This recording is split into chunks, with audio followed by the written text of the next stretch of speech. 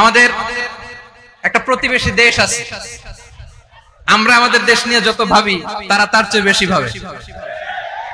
ওদের পূজা পার্বণে আমাদের মাদ্রাসার ছেলেরা যে পাহারা দেয়, চিল্লায় বলেন ঠিক কিনা? 5 বছর পর দেশে ফিরে একই বললেন ভারতকে নিয়ে মিজানুর রহমান আজহারী। ভিডিওর শুরুতে কিছু ভিডিওর অংশবিশেষ আপনারা দেখেছেন। মূলত আজকের এই ভিডিওটিতে সেই সকল ভিডিওর বিস্তারিত আলোচনা দেখতে পারবেন। ভিডিওর শুরুতে যে সকল ভিডিও দেখেছেন তা থেকে আন্দাজ করতে পেরেছেন আজকের এই ভিডিওটি কতটুকু গুরুত্বপূর্ণ হতে চলেছে। অতএব চলুন কথা না বাড়িয়ে একটি লাইক দিয়ে সম্পূর্ণ ভিডিওটি দেখে আসি। আমাদের একটা প্রতিবেশী দেশ আছে, আমরা আমাদের দেশ নিয়ে যত ভাবি তারা তার চেয়ে বেশি ভাবে। কথা বুঝতেছেন না? আরো ভেঙে বলতে হবে। আমরা আমাদের দেশ নিয়ে যত উদ্বিগ্ন, এদের আরো টেনশন বেশি। বলেন আমাদের দেশে শান্তি আছে না নাই? আমরা হিন্দু মুসলিমে কখনো দাঙ্গা লাগে? আসতে বলেন কেন লাগে? ওদের পূজা পার্বণে আমাদের মাদ্রাসার ছেলেরা যে পাহারা দেয়, চিল্লায় বলেন ঠিক কিনা? আমাদের তাফসির মাহফিলের সময় ওরা ডিস্টার্ব করে, ঢোল বাজায় না। ওদের পূজা পার্বণের সময় আমাদের তাফসির মাহফিলের ডেট হলে আমরা চেঞ্জ করে দেই।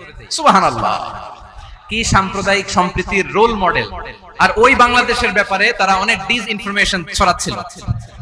ভারতের অনেকগুলো গণমাধ্যম, আমি জেনারেলাইজ করব না, আমাদের প্রতিবেশী দেশের সব গণমাধ্যমকে আমি দোষ দিতে চাই না, অনেকগুলো গণমাধ্যম তারা ডিসইনফরমেশন শেয়ার করেছে।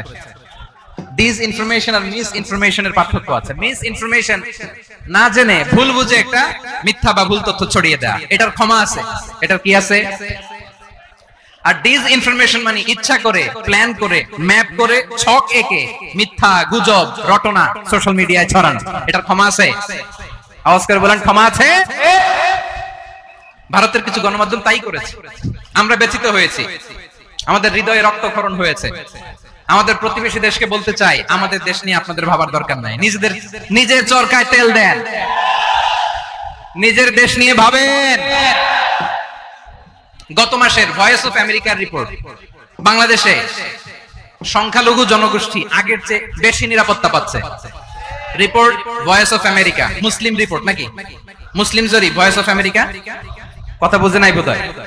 ভয়েস অফ আমেরিকা কি আমাদের রিপোর্ট? না, ভয়েস অফ আমেরিকার জরিপ, বাংলাদেশের সংখ্যালঘু জনগোষ্ঠী আগের চেয়ে ভালো নিরাপত্তা পাচ্ছে। শুধু এখানেই শেষ না, মাইক্রোসফটের একটা জরিপ শোনাই আপনাদেরকে। তারা সারা পৃথিবীতে গুজব, ভুয়া আর মিথ্যা নিউজ ছড়ানোতে কোন দেশ সেরা একটা রিপোর্ট করেছে, এর মধ্যে 1 নম্বরে এসেছে ভারতের নাম। মাইক্রোসফট তো মুসলমানরা চালায় না, কথা বুঝে নাই বোধহয়। প্রতিবেশী দেশকে বলবো, আপনারা নিজের চরকায় তেল দেন, আপনারাও শান্তিতে থাকেন, আমাদেরকেও শান্তিতে থাকতে দেন। সব চেঞ্জ করা যায়, প্রতিবেশী চেঞ্জ করা যায় না। আমাদের ল্যান্ড তাদের ল্যান্ড, পাশাপাশি। আমরা চাই তারাও সুখে থাক, আমরাও সুখে থাকি, ঠিক কিনা? কিন্তু প্রতিবেশী হলে বন্ধুত্বপূর্ণ আচরণ করতে হয়। প্রতিবেশী যদি বন্ধু না হয়ে প্রভু হতে চায়, এরকম দানব প্রতিবেশী কেউ চায় না। ভারত যদি বন্ধুত্ব উপহার দেয়, আমরা বন্ধুত্ব দিব। কি বলেন? কারোর সাথে বৈরিতা নয়, আলহামদুলিল্লাহ বলেন। কত চমৎকার পলিসি আমাদের। আমরা নির্বিবাদী, আমরা বাংলাদেশিরা শান্তিকামী। We are proud of that. এজন্য আমরা গর্ববোধ করি। আমাদের পররাষ্ট্রনীতি সবার সাথে বন্ধুত্ব, কারোর সাথে শত্রুতা নয়। তাই প্রতিবেশী দেশকে বলবো, আমার ভাইয়েরা, আপনারাও আমাদের ভাই, বন্ধুত্ব দিলে বন্ধুত্ব পাবেন। বন্ধুত্ব ইজ ওয়েলকাম, দাদাগিরি নয়। বন্ধুত্ব ওয়েলকাম, দাদাগিরি নয়, লাউড এন্ড ক্লিয়ার। ভারত যদি বন্ধুত্ব দেখায়, বন্ধুত্ব পাবে।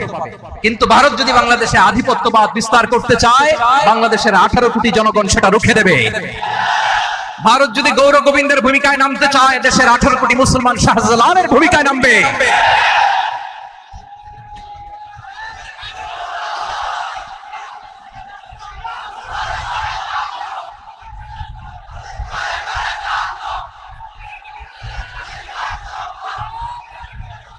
প্রিয় ভাইরা, আমরা বন্ধুত্বে বিশ্বাসী, শত্রুতায় নয়, ঠিক কিনা বলেন?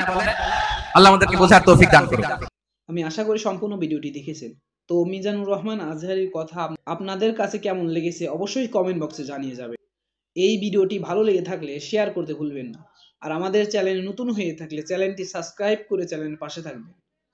ইতিমধ্যে চ্যানেলটি যারা সাবস্ক্রাইব করেছেন তাদেরকে অসংখ্য ধন্যবাদ।